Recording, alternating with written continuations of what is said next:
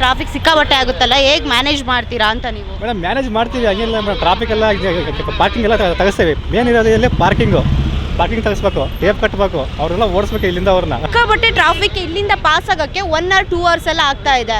So ಇದ್ರ ಬಗ್ಗೆ ಯಾವ ಥರ ಕ್ರಮ ಕೈಗೊಳ್ತೀರಾ? ಅಲ್ಲಿ BBMP ಕ್ಲೋಸ್ ಮಾಡ್ತಾರೆ ಇವಾಗೆಲ್ಲ, ಒಂದು 10 ನಿಮಿಷದಲ್ಲಿ ಕ್ಲಿಯರ್ ಆಗುತ್ತೆ. ಇವಾಗ BBMP ಕ್ಲೋಸ್ ಆಗಿದೆಯಲ್ಲ, ಬೇಗ ಟ್ರಾಫಿಕ್ ಹೋಗುತ್ತೆ. ಅದರಲ್ಲಿ ಪ್ರೈವೇಟ್ ಬಸ್ಗಳು ಜಾಸ್ತಿ ಮೇಡಮ್, ಇಲ್ಲಿ ಪ್ರೈವೇಟ್ ಬಸ್ಗಳು ಜಾಸ್ತಿ ಬರ್ತವೆ, ಅದರಿಂದ ಸ್ವಲ್ಪ ಜಾಸ್ತಿ ಟ್ರಾಫಿಕ್ ಆಗುತ್ತೆ ಮೇಡಮ್. ಇಲ್ಲಿ ಸಾಕಷ್ಟು ಅಂಗಡಿಗಳನ್ನ ಹಾಕೊಟ್ಟಿದ್ದಾರಲ್ಲ ಸರ್, ಅದರಿಂದ ಅಲ್ಲಿ ಮಾರ್ಕೆಟ್ ಇದ್ರೂ ಸಮೇತ ಹಾಕೊಂಡಿದ್ದಾರಲ್ಲ ಇಲ್ಲಿ, ಸೊ ಅದರಿಂದ ಟ್ರಾಫಿಕ್ ಜಾಸ್ತಿ ಆಗ್ತಾ ಇದೆ. ಹೇಳಿದೀವಿ ಮೇಡಮ್, ನಾವೆಲ್ಲ ಹೇಳ್ತೀವಿ, ಅದನ್ನ ಅವರು ತೆಗೆದಿಲ್ಲ. ಅವ್ರು ಏನು ಮೇಡಮ್, ಈಗೆಲ್ಲ ಅವ್ರಿಗೆಲ್ಲ ಬಂಡ್ ಧೈರ್ಯ ಅವರಿಗೆಲ್ಲ ಹೇಳಿದ್ವಿ ನಾವು ತೆಗಿತೀರಿ ಅಂತ, ಅವರು ತೆಗಿತಾ ಇಲ್ಲ ಅವಾಗಿಂದ. ಗೌರ್ಮೆಂಟ್ ಅವ್ರಿಗೆ ಚೆನ್ನಾಗಿ ಕ್ರಮ ಕೈಗೊಳ್ಳಿಲ್ಲ ಅಂದ್ರೆ ಯಾವ್ದು ಅವ್ರ ಬಂಡ ಧೈರ್ಯ ಅಂತ ನೀವು ಹೇಗೆ ಹೇಳಕ್ ಸಾಧ್ಯ?